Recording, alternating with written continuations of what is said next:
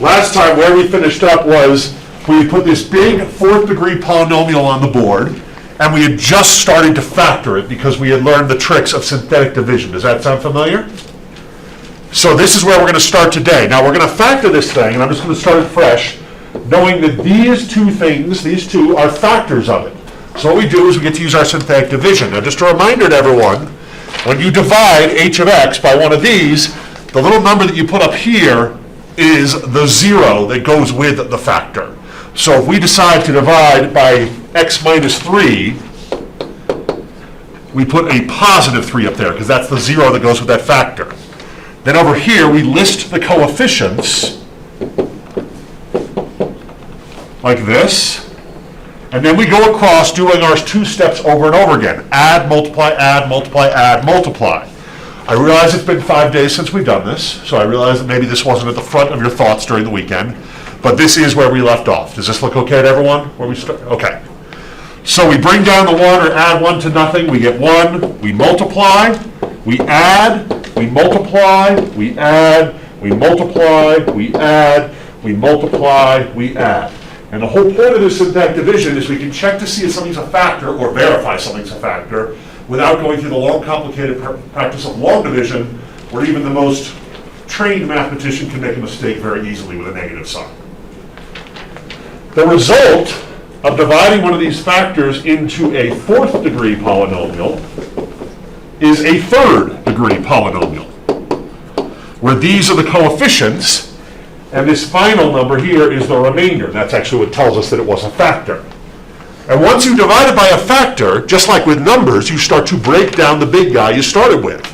So now we know that x minus 3 is a factor, and we have a third degree polynomial with these coefficients. In other words, x cubed plus 5x squared plus 8x plus 4.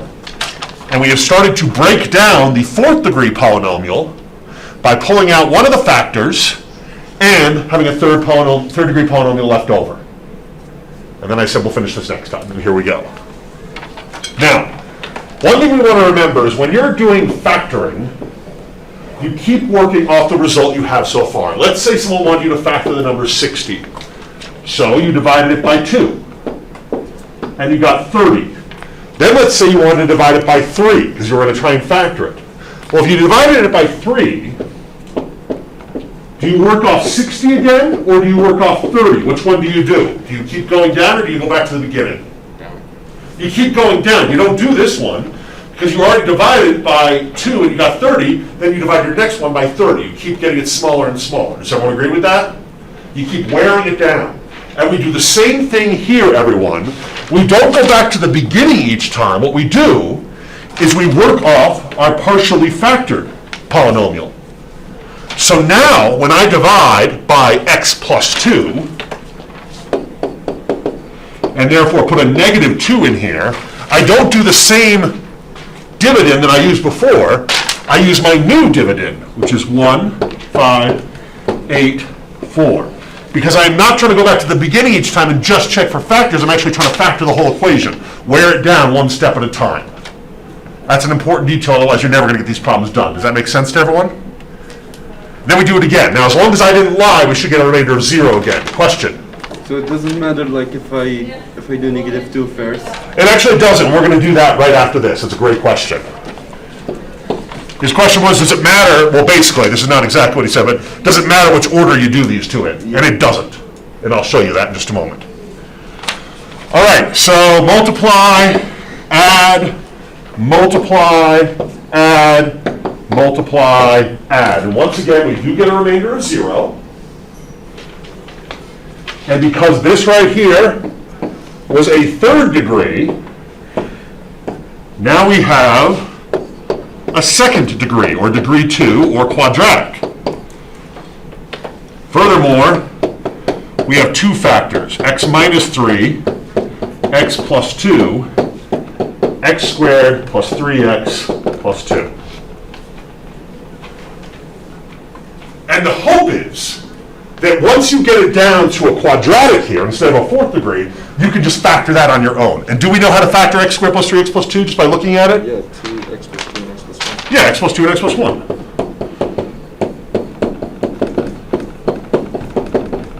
So then would you just shorten that to x minus 3x plus 2 squared and x plus 1? You can do that, and we'll worry more about that later. Right now, I just want to look at all the factors here. But you're absolutely right. You could write x plus 2 just once with a squared on it, for sure.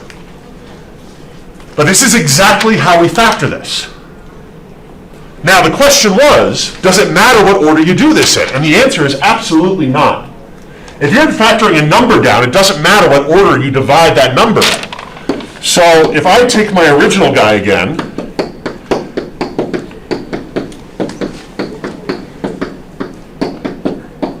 I can divide by x plus 2 first, which means I put a negative 2 in here. But while this isn't wrong, there's a reason I didn't do this one first. There actually was a reason that I did it in the other order, and I'm showing you right now why. Because if we go through this, we should definitely get a remainder of 0, because it's still a factor. So I'm doing the problem again, everyone. I'm doing the exact same problem I just did, but I'm just going to divide by the factors in the opposite order. And what happens is in the middle of the process, you get a 0 there. And some people think that's like a hiccup that's bad, and it doesn't really bad. You just need to keep going. So what's negative 2 times 0? 0. Negative 7 plus 0? Negative 7, and we're right back on track again. And sure enough, it finishes just fine. But here's the thing. This right here is a third-degree polynomial. And we need to be careful because there's two ways you can write this. You could write it like this, because there is no x squared term because there's a 0 there. What's 0 times x squared, everyone? 0. Or it is equally correct to write it like this.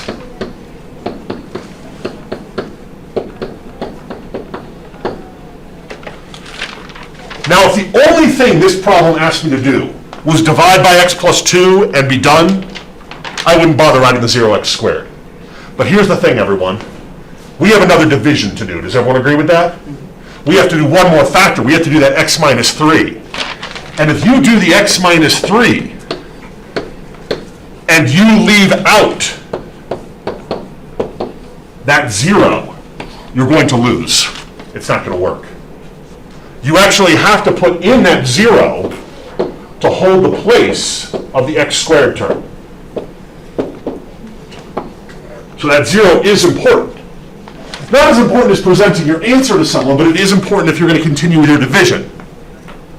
And then if you do this one, 1 plus nothing is 1, 3, 3, 9, 2, 6, 0. And once again, no problem at all, we end up with the exact same quadratic at the end to factor on our own.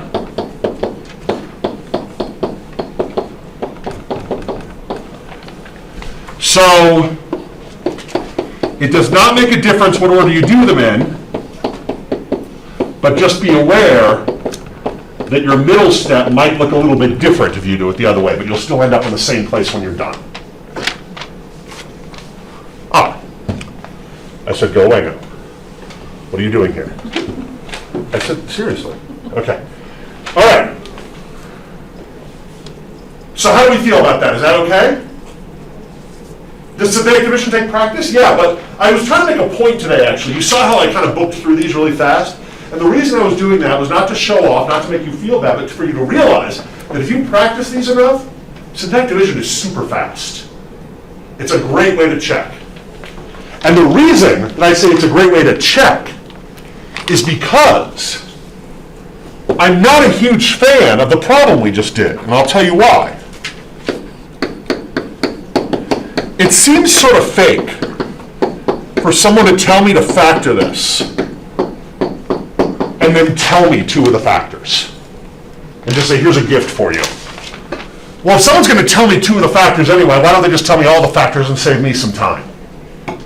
So what happens if there is no hint given? No factors given. Well, then we're right where we started last week, where I just put this up on the board and said, factor this, go.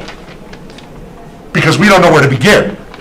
Yeah, we might know how to do synthetic division, but if we don't know where to begin, we're in trouble.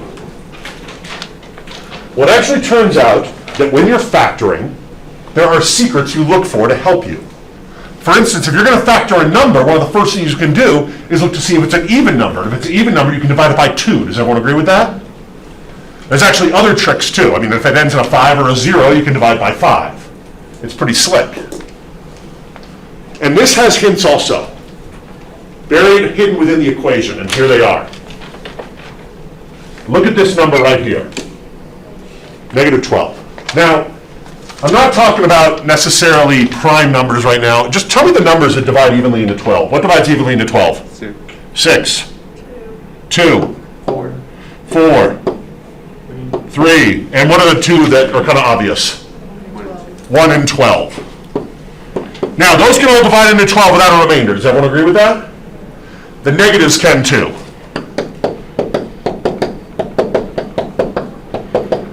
You take any one of these 12 numbers up here, 6 positive, 6 negative numbers, and it's just a coincidence that there's 12 of these and this is the number 12. You take any one of those numbers and they divide evenly into 12. Well, it turns out those are what give us the factors to try. Check it out. I actually did this ahead of time. Save a little time here. These right here, everyone, are not all the factors of that polynomial. What these are, everyone, these are the factors that we will guess and check with. Now, if you're fast with synthetic division, you can check factors pretty quickly. And you don't need to check every possible factor you could ever think of. There's an infinite number. X plus 1, x plus 2, x plus 3, x plus 4, x plus 5, x plus 6, x plus 7, x plus 8, x minus 12, x minus 37, and I forgot about x plus 22. But you don't need to try all those, you try these. And look, the ones that worked were indeed on this list. Now we're going to develop this idea more later today. But it turns out we can actually factor one of these without any hints by doing a little guess and check and trying to factor it on our own. But we'll get to that a little bit later. Everyone okay? All right, let's continue learning more about this division process. We got more to do. One thing that's very annoying in math is when you have the correct answer, but you're not entering it the way that the computer or the teacher wants you to enter it. So let's do this. Back in time again. 3 goes into 17 5 times. 5 times 3 is 15. Subtract, you get 2. Remainder 2. Now, how do you report on someone your answer to this problem? If someone says, tell me what you got, how do you report? Well, there's a couple ways. Let's say someone says 17 divided by 3. That's exactly what we did. And they say, what was the answer? You could say 5, remainder 2. That's one way you could say the answer. We also learned once upon a time that you could write the remainder over the divisor and write 5 2/3. Does that sound familiar? Hopefully it does. Which we know is really the same thing as 5 plus 2/3. All right. So, let's talk a little bit about vocab. The dividend is the big guy you divide into. It's the big polynomial, or it's the big number you're dividing into. The divisor is the small guy you divide with. The quotient is your answer, and the remainder is your remainder. No big secret there. So typically when someone tells you to do 17 divided by 3, the correct answer to that, the generally accepted correct answer to that, is 5 2/3. The reason I wrote it like this was to remind us all, usually when we see two things jammed together in math, it means multiplication, but for some reason with a number and a fraction, it means addition. 5 2/3 actually means 5 plus 2/3. So, when someone tells me to do 3 divided into 17, and I get 5 remainder 2, And then the answer prompt says, what's 17 divided by 3? My best bet is to write 5 plus 2/3. But if you multiply every single one of these terms up here by 3, the divisor, this is the same thing as 17 equals 3 times 5 plus 2. And the reason I do this with numbers, everyone, is to make sure you agree with what I just wrote. Is this a true statement? 17 equals 3 times 5 plus 2. So this is kind of two different ways to present your answer. When we do division with polynomials, here's why I'm telling you all this. This is why I seem to be wasting your time. When we do division with polynomials, they might ask us, what is the dividend divided by the divisor? And what they expect for an answer is they expect us to write our quotient plus our remainder over our divisor. And that works whether they're numbers or we're dealing with polynomials. So if they say, what's the dividend over the divisor, we say that. But if they say, for their answer prompt, dividend, the big guy, then that's the same thing as saying divisor times quotient plus remainder. Now you might look at this right now and say, what's the point of all this? Well, I'm going to show you the point in just a moment with an actual example. But this is important, everyone. This is actually telling us how it expects us to write our answers. This right here, I know this isn't the most exciting part of the lecture, everyone. This right here is the same thing as this. And let's do a star. This right here is the same thing as this. All right. So let's do a problem. Let's see what all this is about. You sit down to do your homework tonight. And the problem just says this. Divide x cubed plus 6x squared minus 2x plus 25 by x plus 3. And in our minds, we know it may or may not be a factor. But that's okay, because the instructions are simply us asking us to do a division problem. That's all it wants us to do. Now, if we didn't know synthetic division, we would set it up like this. We'd take a deep breath and go through the long process of long division. But in this class, we don't have to do that. What we do in this class to do this division is this. -3, 1, 6, -2, 25. And it's a lot faster because we can do it with synthetic division. We don't know what the answer is going to be. We're not necessarily looking for a factor. We're just doing a division problem. Do we know how to do this division problem? Yeah. 1 plus nothing? -3 times 1. -3. 6 plus -3? 3. 3 times -3? -9. -2 plus -9? -11. -3 times -11, 33. 25 plus 33, 58. I didn't make a mistake, everyone. It just wasn't a factor. But then, you look where it wants you to put your answer. And the answer prompt says this.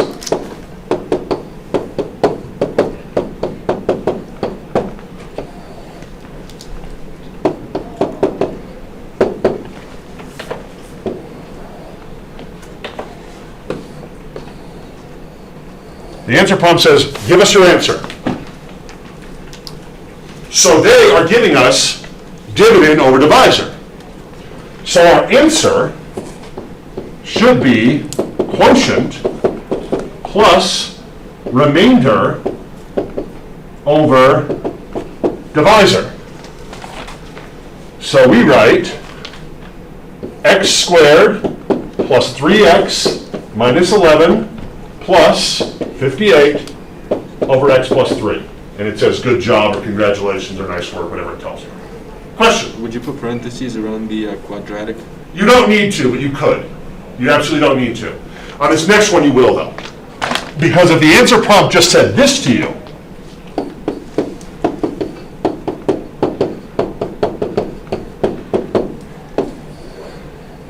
if this is what it said, if it just gave you the dividend, then what you need to do is you need to do divisor times quotient plus remainder. And that would look like this.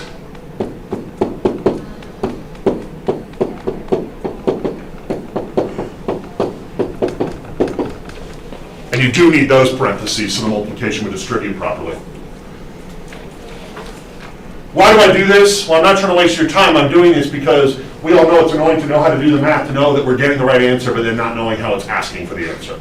And this is two possible ways you might be asked for the answer to a division problem.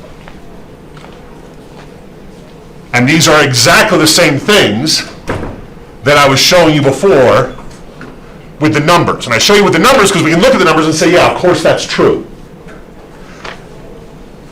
That makes sense. And you do the same thing with polynomials. Okay. So, what are the details we need to know about synthetic division, just so we're clear on it? All right. We know the process, but what are the things we need to know about synthetic division so we don't make a mistake? Your dividend must be a degree 2 or higher polynomial in descending order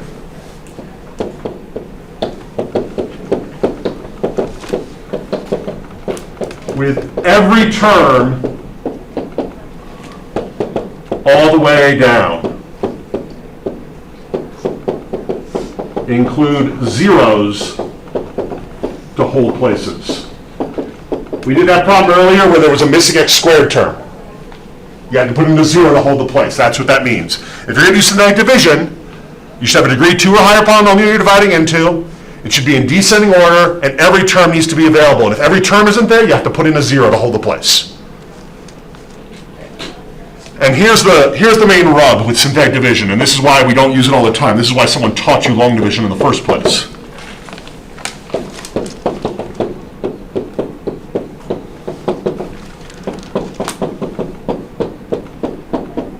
You can't do synthetic division unless your divisor looks like that. So if there's another number in front of the x, or there's an x squared, you cannot do synthetic division. If you did the pre-work, you might remember there was a problem where it was like something like 3x plus 8, then no synthetic division. You can't do that. That's why there was a problem in the pre-work that made you do long division, because you were not set up to do synthetic division.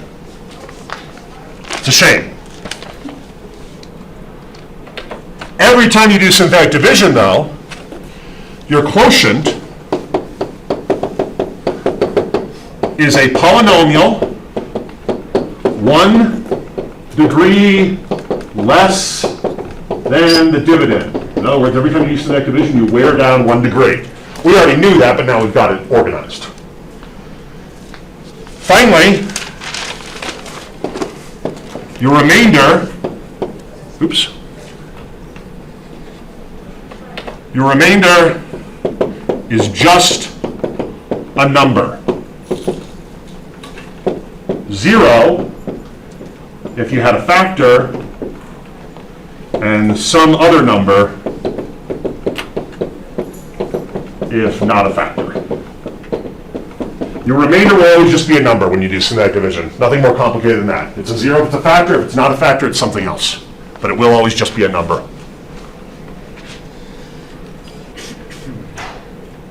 All right.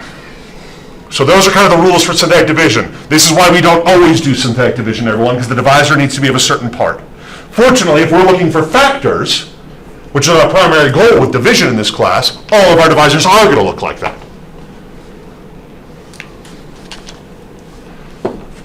All right.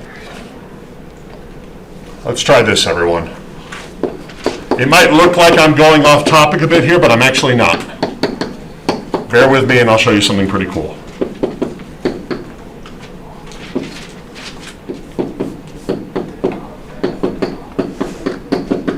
This This is not a trick question, everyone. This is absolutely not a trick question that I'm about to ask you to do right now. I want everyone to plug a -2 into that and get an answer for me. I want you to plug -2 into a 5th degree polynomial and get an answer for me. And I'm going to do it up here, quietly, and you do it at your desks. Try it. It's okay to mess it up. No one's going to check your work except for you. But I want you all to experience the agony of plugging a number into a large degree polynomial, because it's really not that much fun.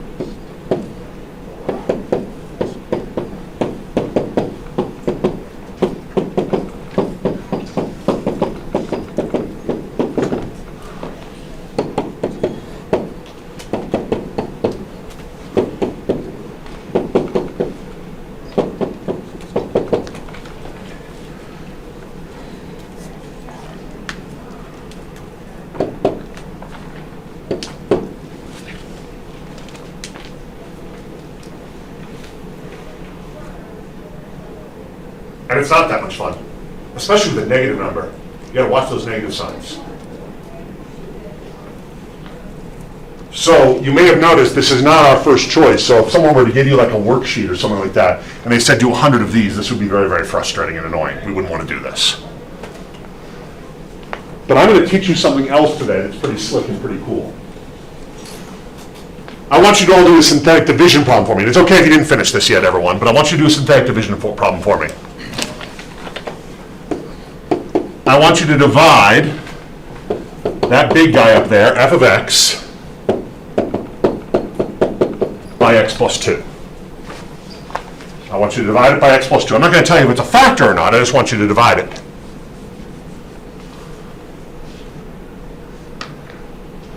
And just to make sure we're all cool, when you set that synthetic division, what number are you going to put up here in the little house? -2, very good.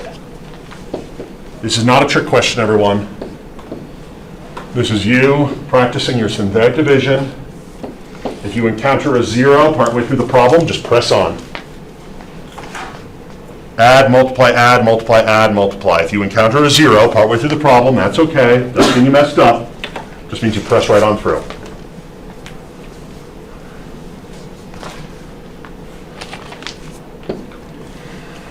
Bring down the 1, -2 times 1 is -2, add, multiply, there's my 0, still keep going.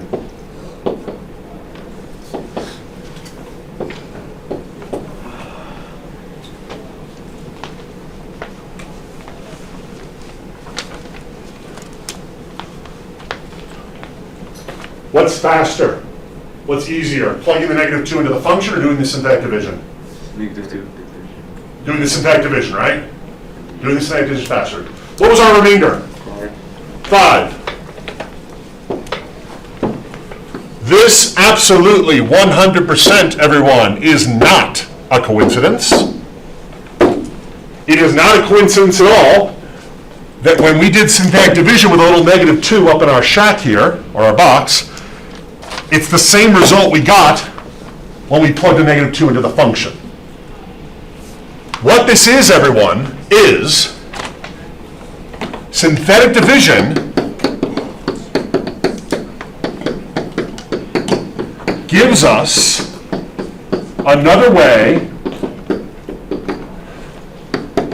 to evaluate a polynomial at an integer. Actually, I'll just say any number, at any number.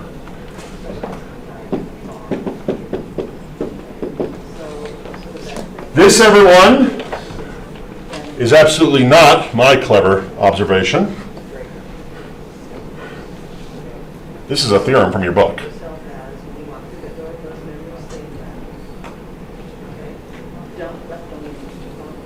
It's called the remainder theorem. And what the remainder theorem says is it says if a polynomial is divided by x minus k, then the remainder is equal to f of k. Now, if you don't like the way they talk in these books, I will tell you that's the exact same thing we just found out. That plugging a number into a function, or a polynomial, gives the exact same result as if you did the synthetic division with that number. It's very, very cool. So, That means we can say this. If f of x is a polynomial, then the remainder of f of x divided by x plus 4 is equal to the same thing you would get if you plug -4 into the function. Remember, when you do the synthetic division, you do have to change the sign. You have to put in the 0, or the proposed 0. So we can evaluate functions using synthetic division, and that's really, really slick, as long as it's a polynomial. So look at this.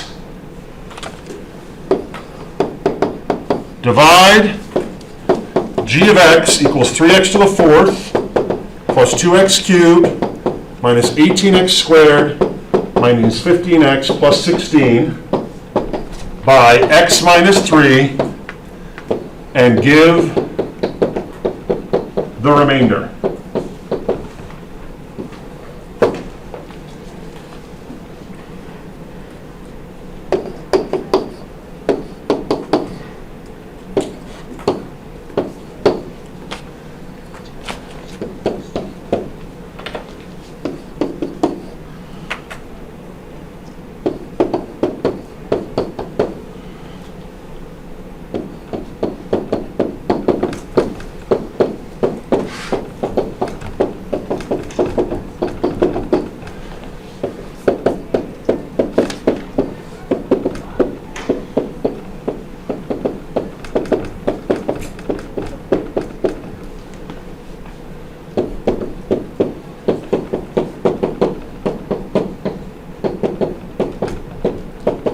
Class, I feel like I haven't said anything in a while. Class, these three examples up here are all identical to each other.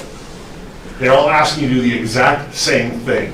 Whether they say, divide this polynomial by x minus 3 and give the remainder, or if they're telling you to plug a 3 into the function and get an answer, or if they're telling you to evaluate g of 3 using synthetic division and the remainder theorem. Every single one of these is asking for the same answer, they're the exact same question. There is no difference.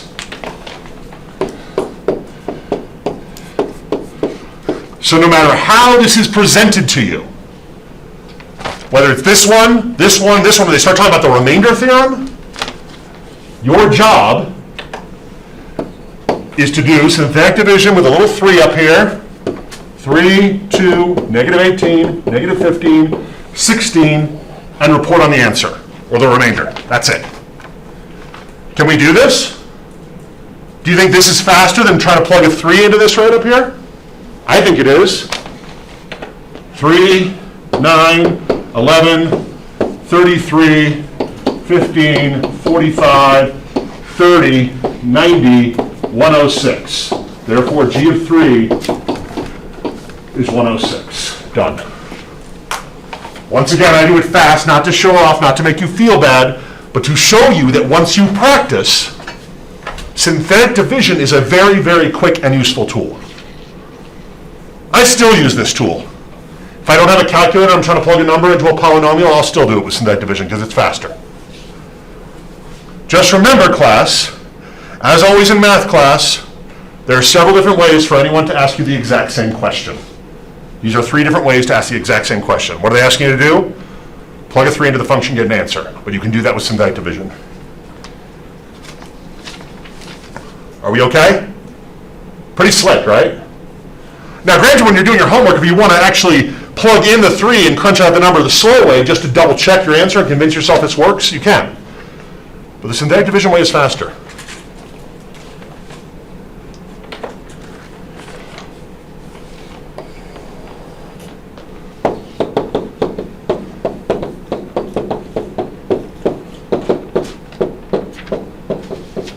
You're going to see quite a few problems like the one we started with today, where you are given a factor or given a 0 to get started on the problem.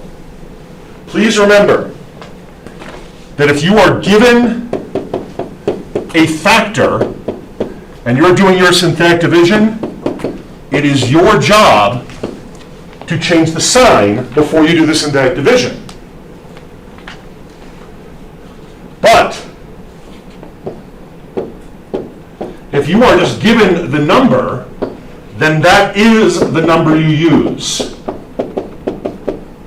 If they just give you the number, then that is the number you use for your synthetic division. So it's the factor where you have to switch it. If you're just given the number, keep it. Stays the same. It's frustrating sometimes to wonder, do I change it from positive to negative, or do I leave it alone? Well, this is the secret to it, everyone, and as you do more problems, you'll get used to it, and you won't even need to look at this anymore. But that will get you started.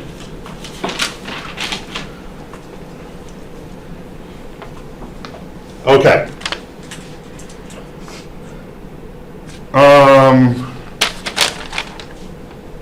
Let's do this.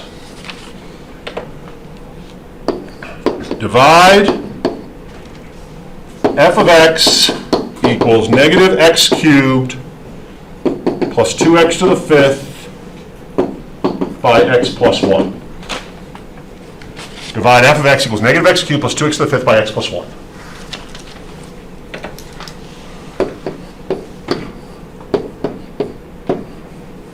How's that look for my setup? Why are you shaking your head at me? What's wrong with that? They're not decent. Oh, okay, I'll fix that.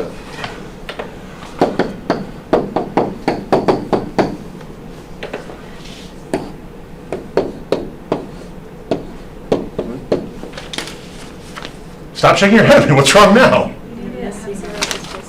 Oh, okay, so I'm right about the negative 1, but I need the 2, and then I need the 0. That represents the x to the fourth. I need a negative 1, that's the x cubed. I need a 0 for the x squared. I need a 0 for the x, and I need a 0 for the constant.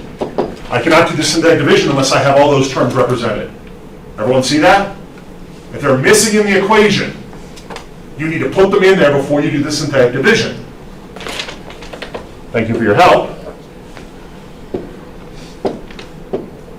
So I just make my way across here. Looking good.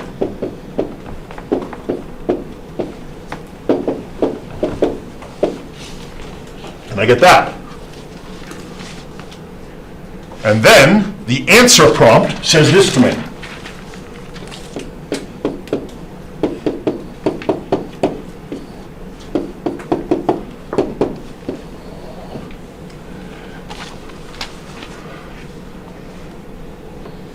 I divided it into a 5th degree polynomial.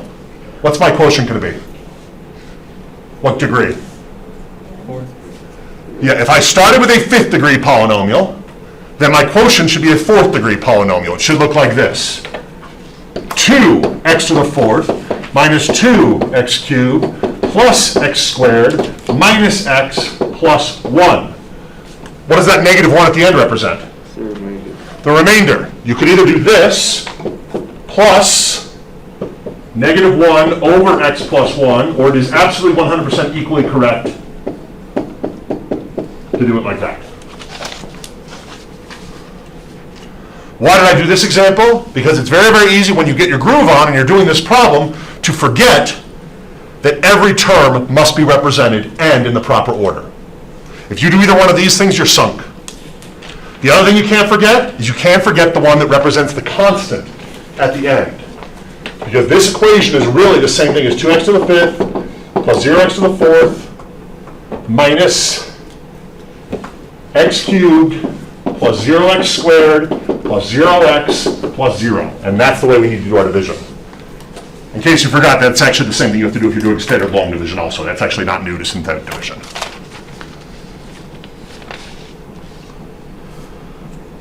Is everyone okay with that? Everyone feel like they can get the synthetic division down if they just practice it a little bit? And then after you do the synthetic division, the hardest part is reporting on your answer, which is why we spent that time talking about how you report on your answer. All right, I made a little blurb for the notes here for you that I think you will find helpful.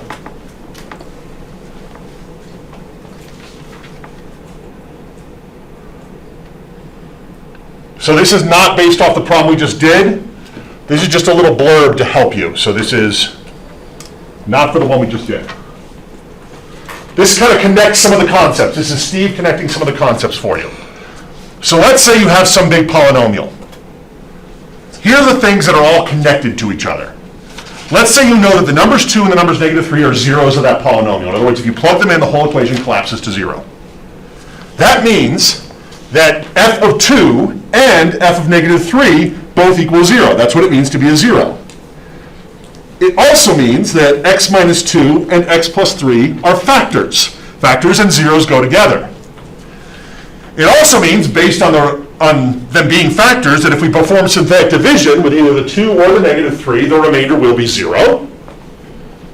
And since 2 and -3 are zeros and they're also real numbers, they also correspond to x-intercepts. All these ideas are connected. This is just kind of a way that you can remember that I know this is a 0, what else do I know about it? But you also know some things if something's not a 0.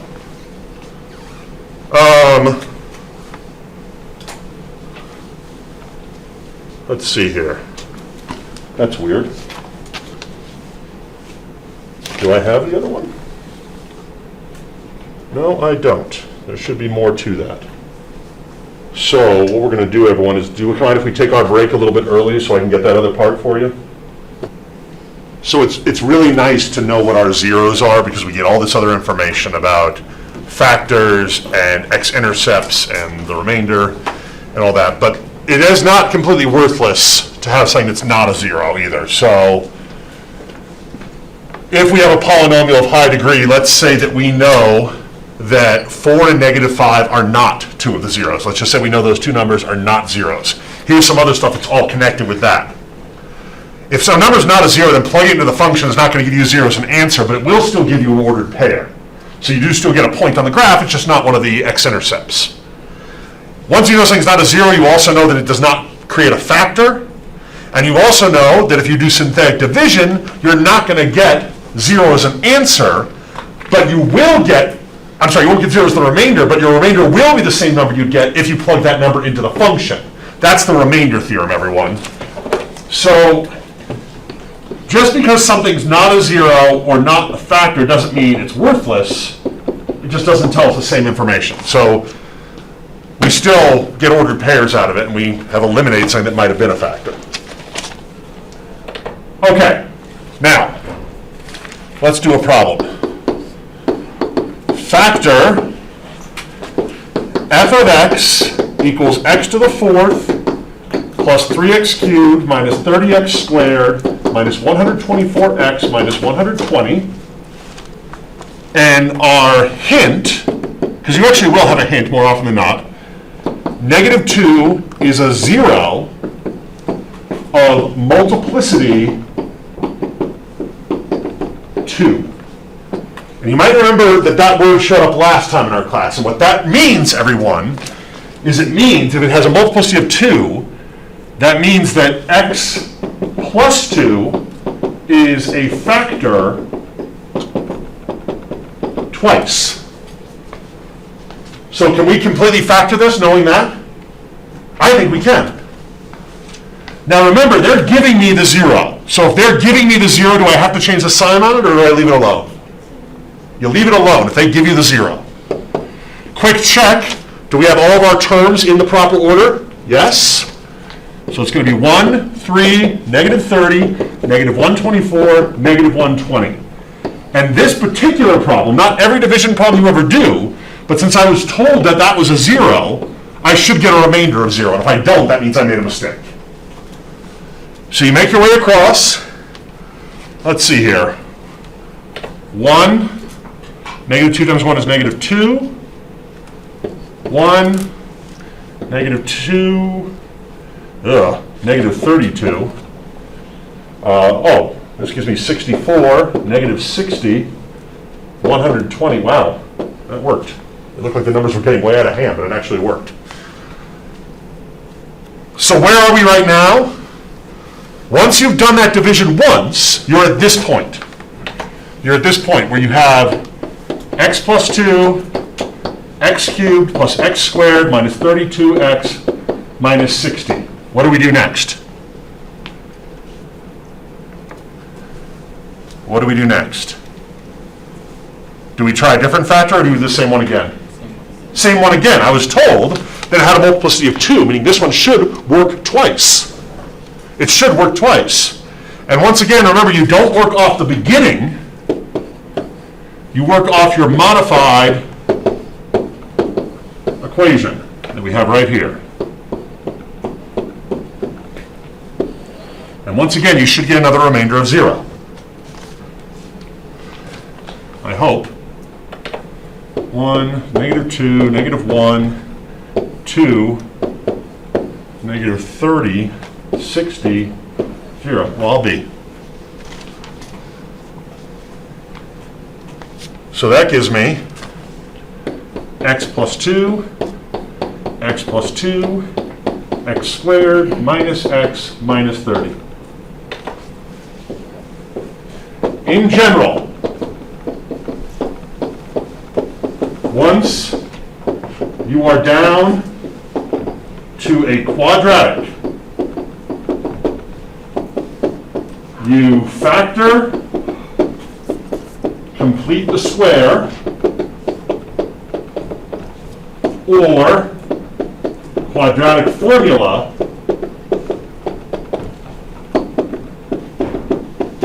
to finish. Once you get down to a quadratic, you're pretty much done with the synthetic division. Now it just wants you to use any means you can to finish factoring this. And if you can, you just factor it by hand. If you can't, you use the quadratic formula or you use completing the square. What's our factors? What do you got? -6 and 5. All right, so it's going to be x plus 2, x plus 2, x minus 6, x plus 5. And let's do what you wanted to do earlier. Why not? Group that one together. That's actually going to be important to do later, so we might as well do it now. All right, so factor that. Given -2 is a 0 multiplicity 2, we did -2 once. We did it a second time. We got it down to a quadratic. We factored it by hand. We're done. Let's see what the computer wants for our answer. Let's see what it wants for our answer.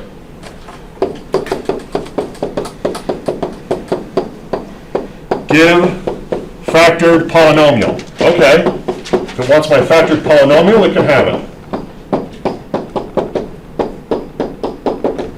Done. Give all zeros. Write zeros with high multiplicity once.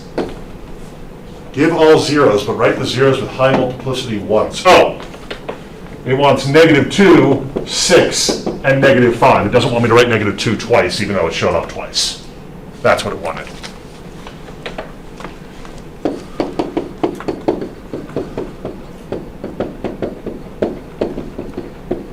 Give the remaining zeros. Did they give me any zeros to start with? In the very beginning of the problem, what was my hint? -2 is a 0, and now the answer is give the remaining zeros. What does it want? 6 and -5. Everyone see the subtleties and the different ways they might ask you to report on your answer?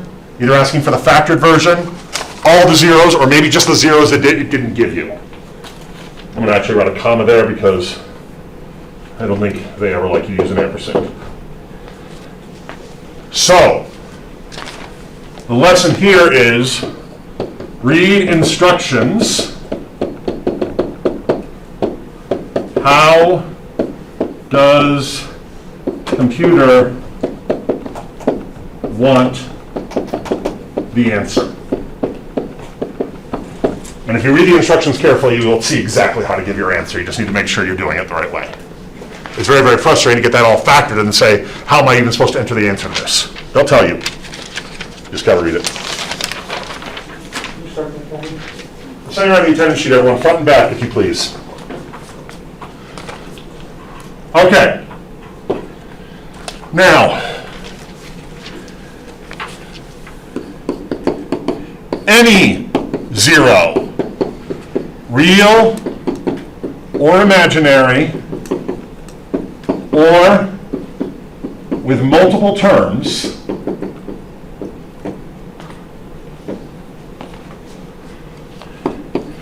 is turned into a factor by doing x minus the 0. And there's a reason I put a second set of parentheses in there, everyone, around the word 0, and I'll show you why. You see, if someone tells me that my 0 is 5, then it's pretty easy to convert that into x minus 5 as a factor. If someone tells me that my 0 is negative 6, you probably just do this in your head, but that ends up being x plus 6. We kind of talked about that last time. That should look a little bit familiar. But when we were working with quadratics, did we ever get a 0 that maybe looks something like this? Negative 3 plus the square root of 11? Did that happen? And if that happens, you have to do it like this.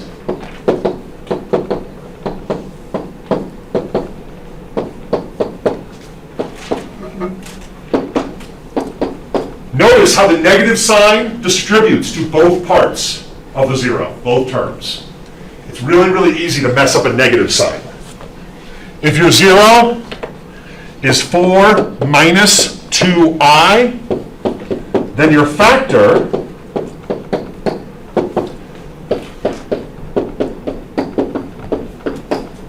is either x minus, in parentheses, the 4 minus 2i, or you distribute the negative and you get x minus 4 plus 2i. That's what I mean when I say up here, any 0, real or imaginary, doesn't make a difference, can be turned into a factor. But even if it has multiple terms, you need to make sure you distribute that negative to all terms of the 0. Now granted, we don't get these zeros as often, these nasty ones, but they do come up. All right. Why do we need to know that? Because you might encounter a problem that looks like this. 3 is a 0. Give the remaining zeros.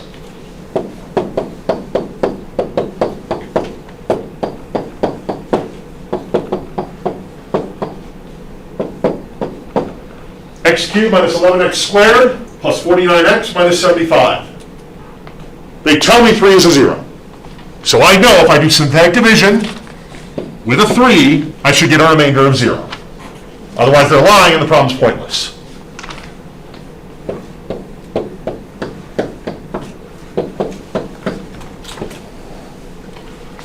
Remainder should be 0 here when I'm done with this problem.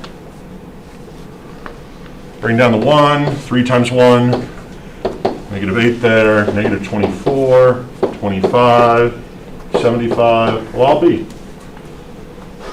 It works. That's pretty sweet. That means, since that was a 3, I have x minus 3, x squared minus 8x plus 25. Very often,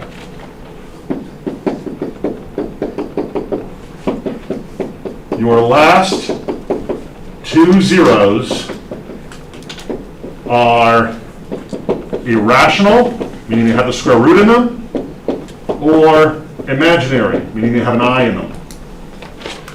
Meaning, more often than not, when you get down to this step in the problem, you are not going to be able to factor the quadratic by hand. You have to find the last 2 zeros using a technique from an earlier section, either the quadratic formula or completing the square. So, find the remaining zeros by setting this equal to 0 and using one of our 2 techniques. Well, I think now is a great opportunity to practice completing the square again. So, if I'm going to complete the square, I start by moving 25 over to the other side, negative 25. And I don't need to divide by anything because there's already a 1 in front of the x squared. It's pretty sweet. Who remembers what number I take off to the side? 8. Careful. Negative 8. Negative 8. Cut it in half. Negative 4. Square it. 16.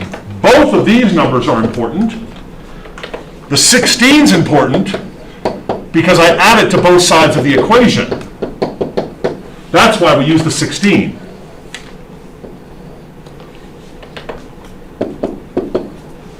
The negative 4 is important because that is the secret to factoring the right-hand side.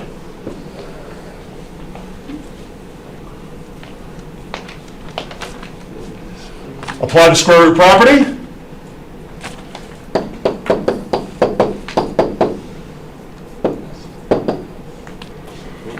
Square root of negative 9 is not just 3, it's 3 what? I. 3i.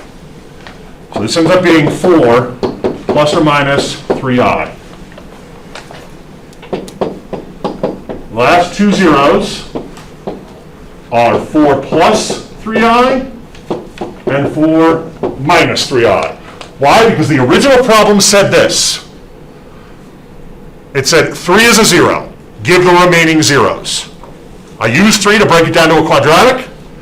Then I used completing the square, and I found the last two zeros. This is the answer to the problem. Those two imaginary zeros. Let's just rip this thing apart a little bit more. So we've answered the question, but I'm going to keep going just a little bit longer.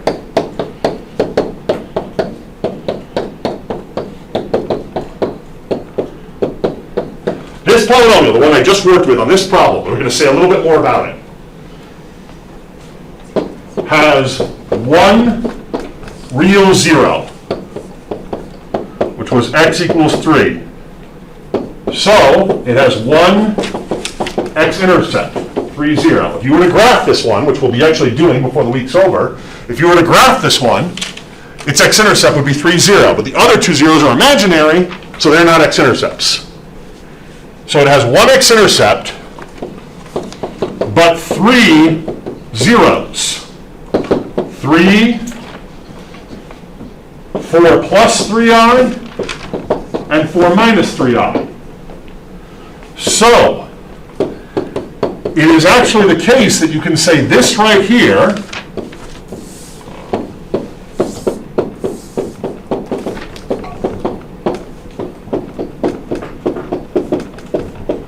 is the fully factored version of the polynomial. Because imaginary zeros do not get to be x-intercepts, but they still get their own factors.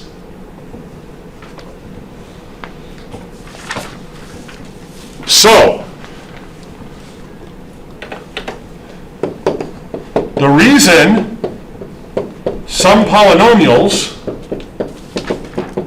do not have the same number of x-intercepts as their degree is because some real zeros repeat and some zeros are imaginary. That's the reason that you can't say the degree is the same as the number of x-intercepts. It seems like it should be. But because every now and then you have zeros that repeat, or every now and then you have zeros that are imaginary, that don't correspond to x-intercepts, that's why some polynomials do not have the same number of x-intercepts as their degree. Some do. Some quadratics would hit the x-axis twice. But some of them don't. Some of them hit it no times at all, because both their zeros are imaginary. And some of them only hit it once, because their zero repeats. All right. Well, I'm pleased with the way things are going. But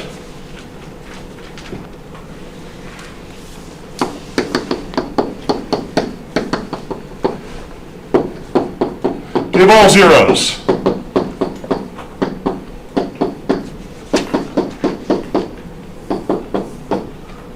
Of this polynomial. No hint. All right. If we need to find the zeros, or therefore the factors on our own, we're going to have to test factors with synthetic division. Unfortunately, there's an infinite number of factors you could try. So the secret is to look at the constant, everyone. And what you do is you write down all the integers that evenly divide into that constant. So, 1, 3, 7, and 21. But unfortunately, that is only half of the list. Does anyone remember what the other half was? I did this very briefly earlier. The negatives. Now, that does not mean that these are all zeros. What it means is these are the numbers we should try. So instead of trying an infinite number of numbers to try, how many do we have? 8. That's not so bad, is it? So we try one. We try one. We go, all right, let me write this. Rest of list. And what's the easiest number to try first? 1. Why not? We're trying to factor this thing, everyone. So for the first time, we actually really need this to be a factor. And we don't know if it's going to be. 1, 1, negative 8, 3, 3, 24. I didn't make a mistake. It just turns out 1 is not a 0. X minus 1 is not a factor. So we just try something else. We try again. But we do get to cross this one off our list. We don't need to try that again. What should we try next? 3. 3. And as much as you might hate this list, it is better than all the numbers ever.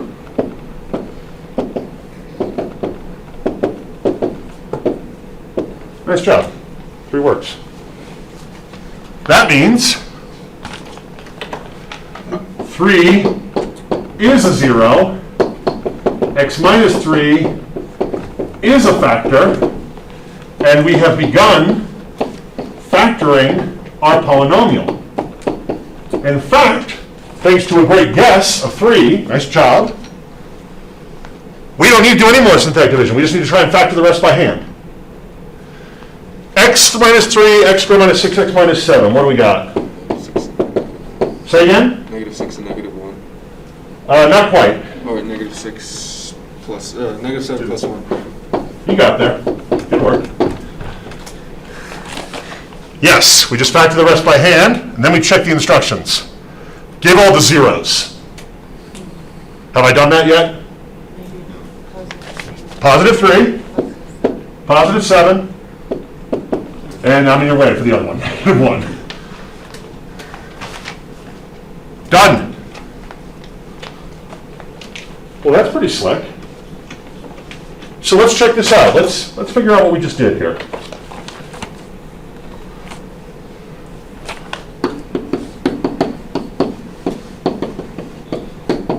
Our list of zeros to try. How does this work? Our list is a simplified version of the rational zero theorem. If you're talking to a friend and they start talking about the rational zero theorem, ours is a simpler version of that. Consider all integer factors of your constant. Positive and negative. Don't forget 1 and the number itself. So don't forget when you're writing down all the possible factors, the number itself is a factor of itself, and so is the number 1.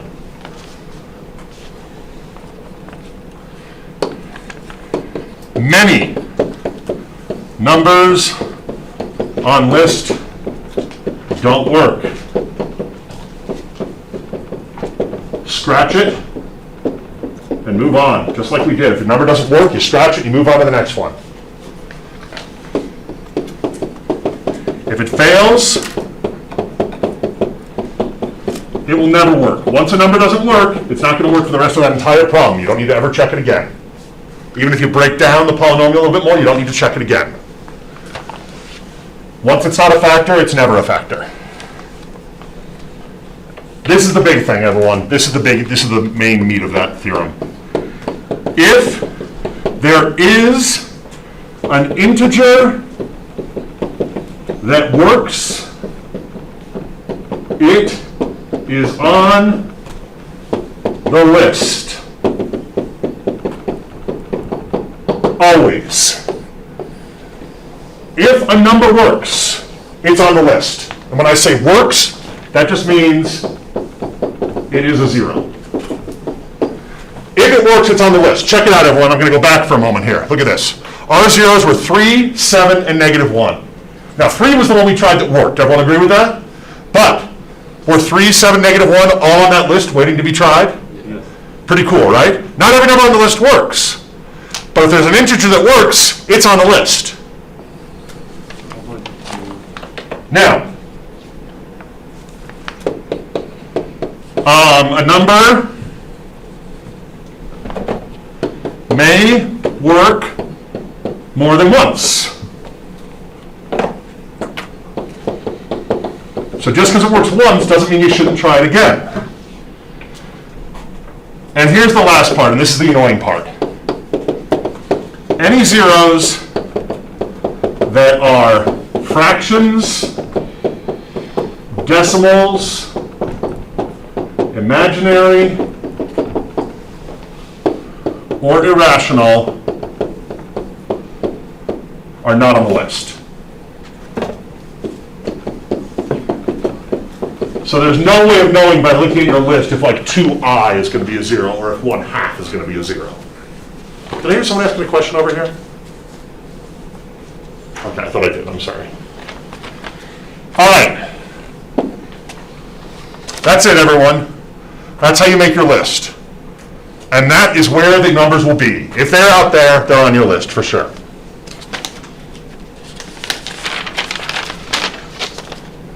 All right. That doesn't mean all of our problems are over. Find all zeros of f of x and write f of x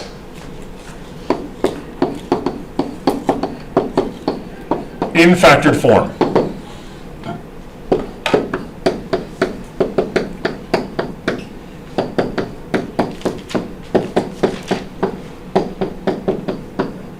This is a pretty long example, everyone. Here's the bad news. This is a pretty nasty looking third-degree polynomial. It's got a lot of big numbers in it. Here's the other thing, though, that we have working for us. We just need 1 0 with synthetic division, because then we'll have a quadratic and can find last 2 zeros another way. We just need to find 1 0 of this thing, because if we can find 1 0 and start to factor it, then we'll have a factor and a quadratic. And the quadratic, we can complete the square, we can do the quadratic formula, we have other ways to find the last 0. What's the downside?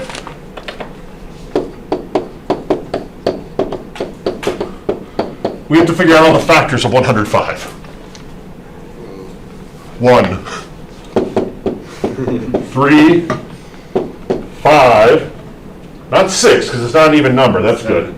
7, 15, 21, 35, 105. Is that all my possible zeros? Negatives. Oh, shoot. Okay.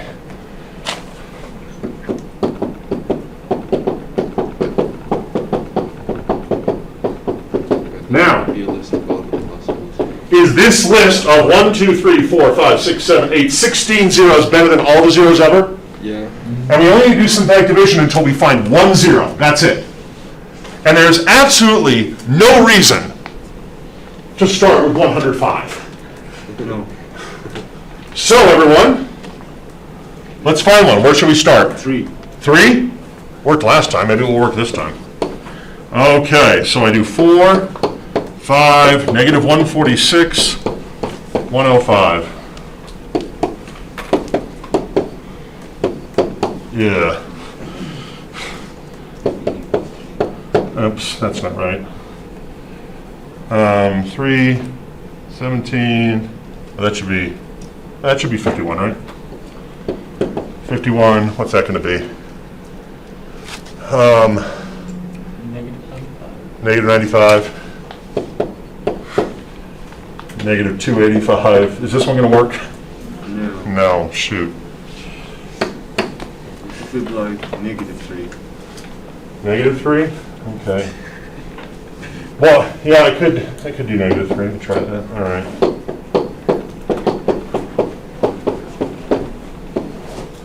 Four, negative 12, negative 7, 21. I don't think this one's gonna work either. I don't criticize you because I didn't have a better guess, but this is 370, no, that's not gonna work either.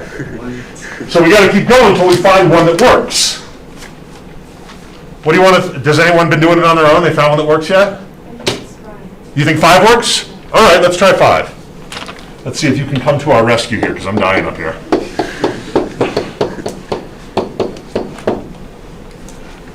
Be cool. 4, 20, 25, 125, negative 21, negative 105, you say? Well done. Very well done. Good. We got it. Okay. X minus 5, x squared, oh, sorry. 4x squared plus 25x minus 21. Good job. 5 worked. Now, let's see if we can find the last 2. Now, I'm going to use the quadratic formula, just because I feel like it. I'm going to use the quadratic formula to try and find the other ones. Let's see if this works for me. So, x equals negative 25 plus or minus the square root of 25 squared minus 4 times 4 times negative 21. 2 times 4. My confidence in myself is slipping a little bit, but I'll be all right. 25 squared is 625. And 4 times 4 times 21 is 336. He says with so much confidence that almost like he did it before class, just so he could show off. 8. And this ends up being 961. And then, with delicate trembling hands, I reach for my calculator and I type in the square root of 961. And am I happy or sad? I don't know. Who's packing heat? Who's got it? Square root of 961. Someone's got a calculator.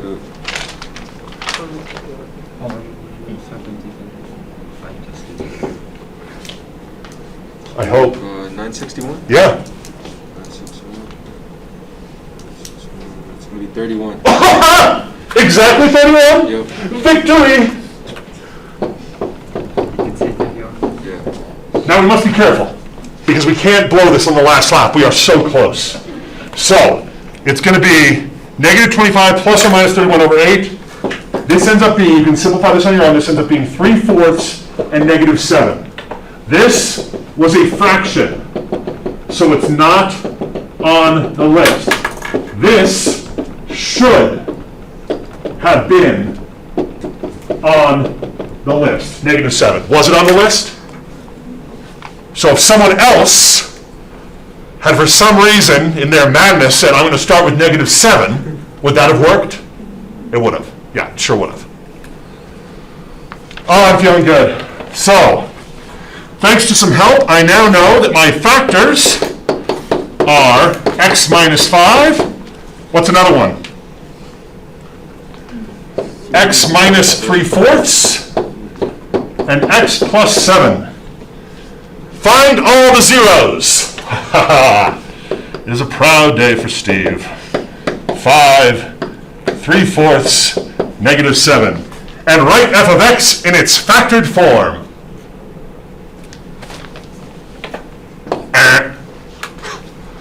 Write f of x in its factored form. You ever do that? You ever hit your answer, exact same answer twice, like surely I'm right and they're wrong? That's not the correct answer. Now, let's talk about what is correct. Our zeros, 100% correct, right on the money. We got our zeros correct, for sure. But the instructions said, write this in the factored form. Does everyone agree that the factored form is equal to the unfactored form? They just look different? Yeah. Well, let's recall what our unfactored form looked like. It looked like this. F of x equal 4x cubed plus 5x squared minus 146x plus 105. If you try to multiply this all out, you're going to end up with x times x times x cubed. What are you missing? Wow. Here's the problem, everyone. We actually did nothing wrong. We did nothing wrong, but here's the issue. I'm going to make this as clear as I can because I don't want to confuse anyone. Quadratic formula and completing the square, wouldn't have made a difference which technique I used, by the way, will give you zeros and therefore factors. However, the leading coefficient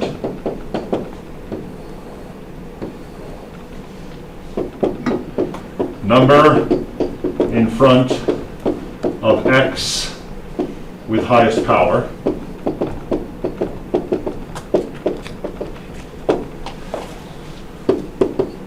gets simplified away. Class, you lose this 4 right here. And actually what you're doing is you're losing every one of these are getting divided by 4. So the way you fix it is after you write your factors, insert the number back in. So after you write f of x equals x minus 5, x minus 3/4, and x plus 7, in order to make it match the original equation, you insert that number back in front. Just like that, it takes care of it. So what's the bad news? It's something you have to watch out for. What's the good news? It's an extremely easy fix. An extremely easy fix. All right. So all you have to do is when you're done with one of these problems, make sure you have the correct number in front. Some people distribute this number to one factor. I'm not trying to confuse you with this next step here. It's just something that I've seen people do before. Some people will distribute that number to one of the factors rather than have it out in front, which means it is not uncommon to see an answer that looks like this.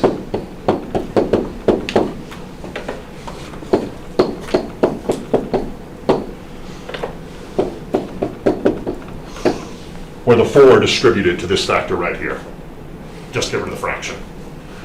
I don't really care about doing that. I think this is a better answer actually, because all my factors look how I want them to look. So this makes Steve happy. Look everyone, this is Steve happy.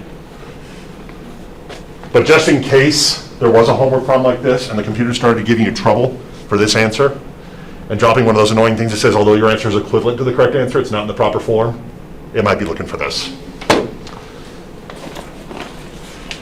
All right. Where does that leave us?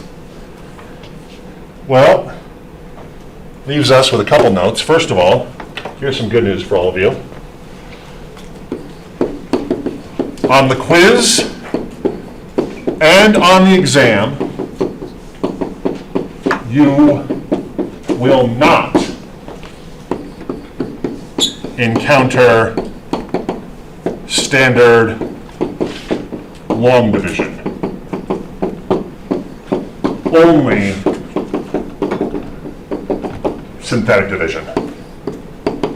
That's good news, everyone. That means don't worry about practicing your old school long division that you had to do in the pre-work. What I want you to focus on is your synthetic division. That's all you have to worry about for both the quiz and the test.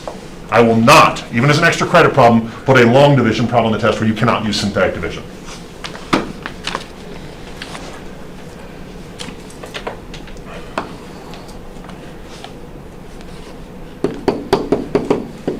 If we can rip apart a polynomial to get factors and zeros, dot, dot, dot, we can also use zeros to construct a polynomial.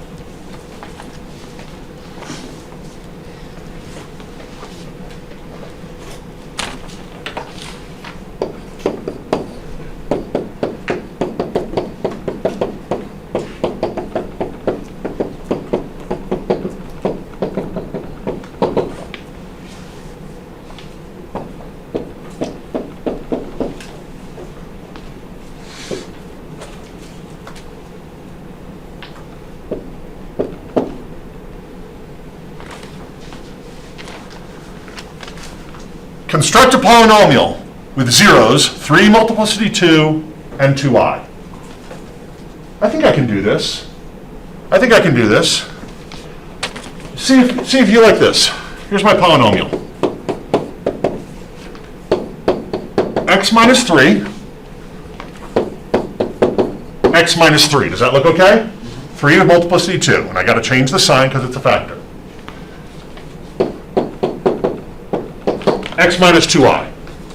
Can imaginary zeros turn into factors? Yeah, just not x-intercepts. But then a creeping thought comes into my head. Imaginary zeros come in conjugate pairs.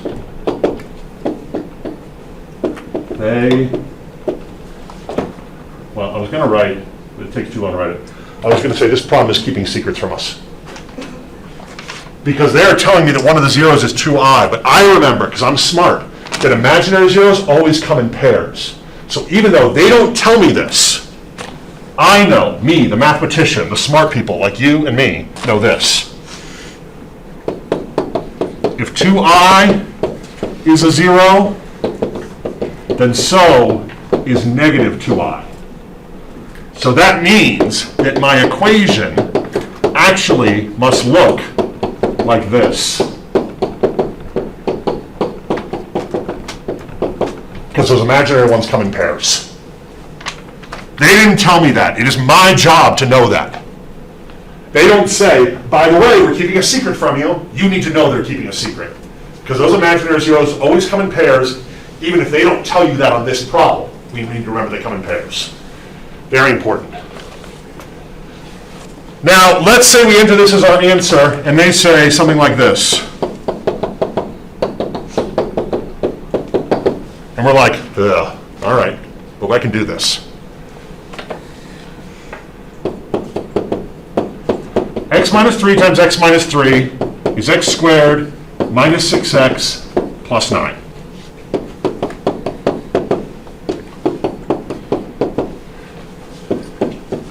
X minus 2i, x plus 2i, is x squared minus 2ix plus 2ix minus 4i squared. That's what you'll get if you FOIL the x minus 2i and the x plus 2i. Why? X times x, negative 2i times x, positive 2i times x, and negative 2i times positive 2i. Does this nasty mess simplify at all? Yeah. Yeah, the 2ix's go away. And what's I squared, everyone? 2. Negative 1? -1, so this becomes +4. So when all the dust settles, that nightmare becomes x squared plus 4. Now, this is not foiling what I'm going to do next, but each one of these needs to multiply by each one of these. So, I'm going to end up with x to the 4th plus 4x squared minus 6x cubed minus 24x plus 9x squared plus 36. It doesn't matter what order you do that in, as long as you have your own technique that ensures you don't forget any of them. Collect like terms and write in descending order.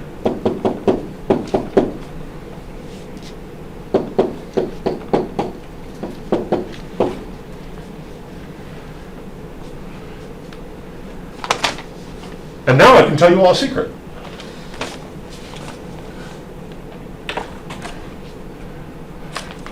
This is exactly how Steve made h of x equals x to the 4th plus 2x cubed minus 7x squared minus 20x minus 12. The first big one we looked at, this is exactly how I made it. I wrote down the 4 zeros I wanted and multiplied it all out to get my polynomial. I didn't use any secret tricks or a computer. I lied last time. I built it myself by writing all the factors and multiplying them together. So, just a little information there so you never trust your teacher. We got it.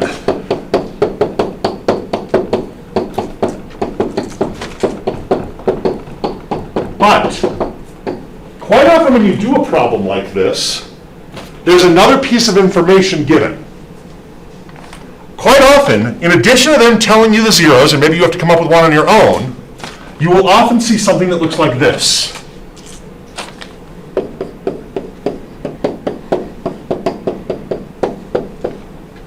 You will often see one more piece of information.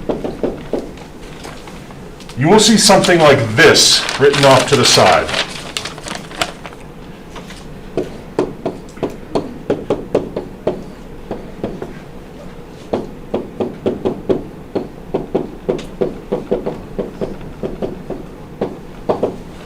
They will tell you what you should get if you plug a specific number into the function. So, we need to check and make sure that if we plug that number into our function, we get that answer. Because they're told whatever our answer should be, it should be the case if we plug in 1, we get -10. So, we check our answer. And we see what happens if we plug a 1 in.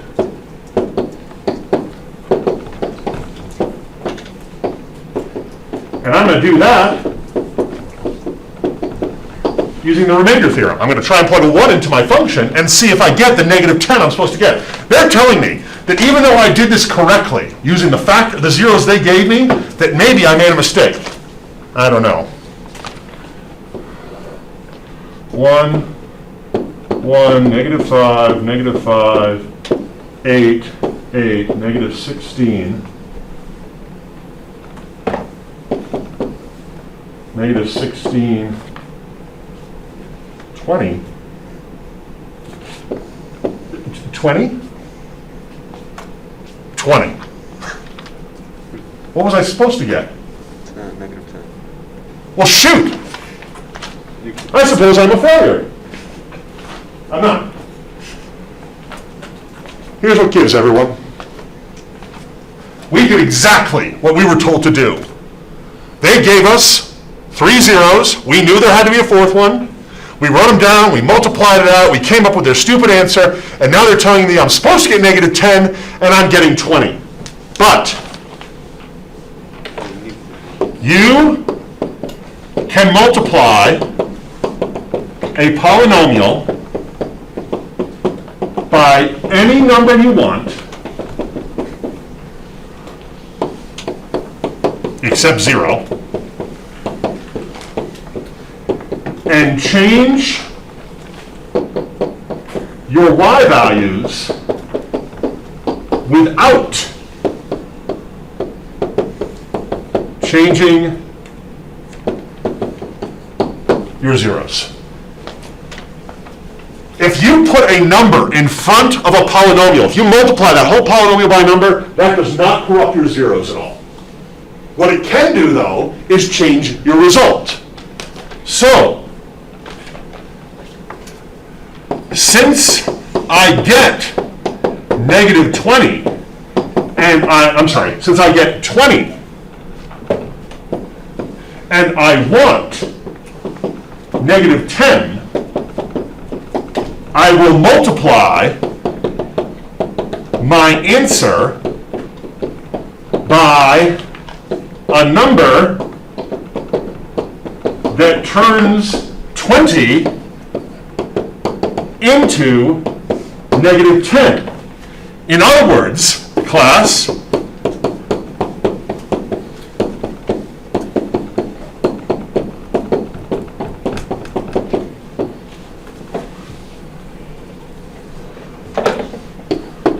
I can win the day if I multiply my answer that I got by a number that turns 20 into negative 10.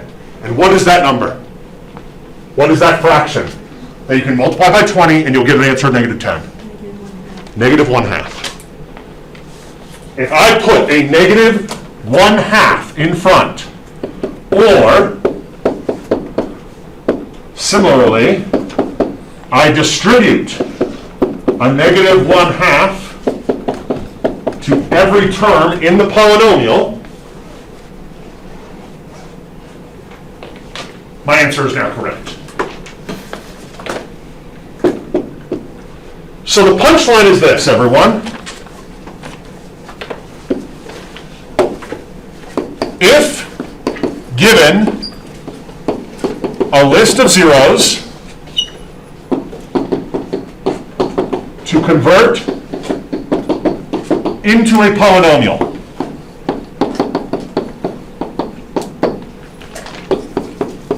convert zeros into factors using x minus the 0, include any non-mentioned conjugates. So if they tell you one number but they don't tell you the conjugate, you need to put in the conjugate also. Remember, conjugates only apply to the irrational ones and the imaginary ones. So 4 does not give you negative 4. You don't do that. But if they give you negative 2i, then you better also include 2i. Or if they give you square root of 7, you better include negative square root of 7. Those do come in pairs. These do not.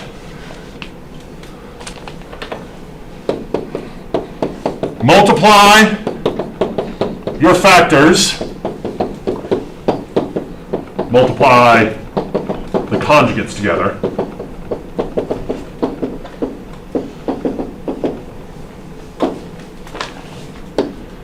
see if you need a constant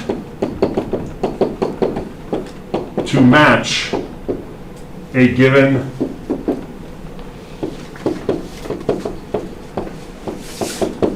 ordered pair. That's how you construct it. That constant that they give you, you just put that at the very end. You do everything as though it wasn't there. I didn't even need to tell you about it until the end of the problem.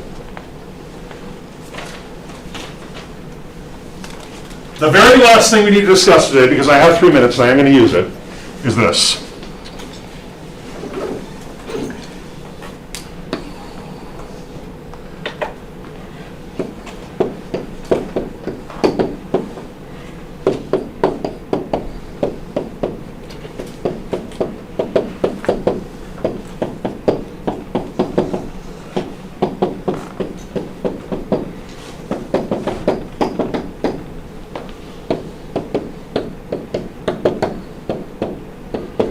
When you're trying to find the degree of a polynomial, if the polynomial is all multiplied out, it is the highest power you see. It's not a trick. unless someone writes it in a bad order, like this.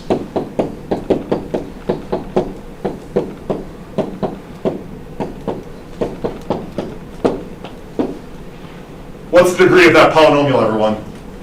5. Some jerk wrote it in the wrong order, but it's still the highest power. Not the first power, the highest power.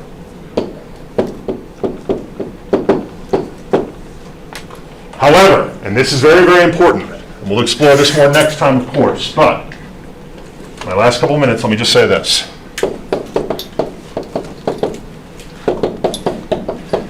If your polynomial is factored,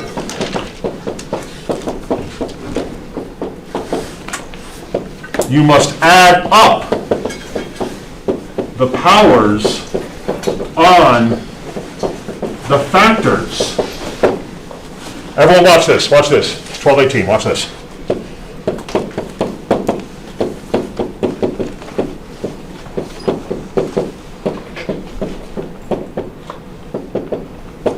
This is a factored polynomial, everyone. This one is completely factored. So you don't look for the highest power. You think about what would happen if I were to multiply this all out. And if I were to multiply this all out, there's 2x's here, 5x's here, and 1x here. So this one, you actually add up the powers of the factor, because this one is degree 8, because what you need to imagine is what would happen if someone were to multiply it all out. Now that is going to be a tricky thing that we're going to spend some more time on next time, because we get used to looking for the highest power, but when it's factored, we need to think about what would be the highest power if we multiplied it all out. And I am indeed out of time now. So thank you so much.